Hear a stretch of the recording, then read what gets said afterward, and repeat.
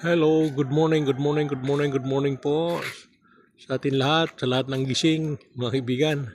Nandito tayo ngayon sa location po natin, sa garahe po natin dito sa Barangay Mungahan, Malolos City, Bulacan.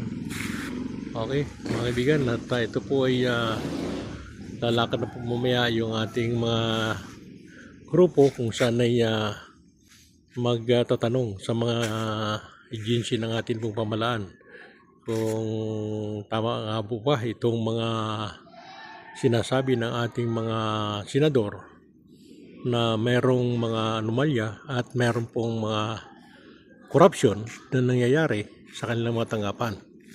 Kagaya lamang nitong mga taga-BIR, taga-DPWH, mga taga-custom, DNR at saka itong NAIA para po sa mga magsasaka.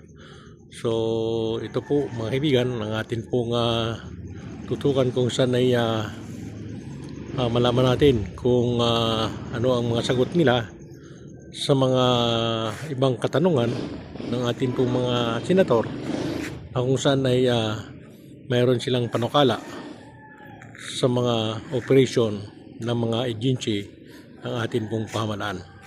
So mula dito po sa Malolos City, Bulacan, tayo po ay hahayo mamaya sa mga iba't ibang lugar kung saan ay malaman natin kung ito po ba ay may mga katotohanan na mga pag-operate ng ating pong pamahalaan.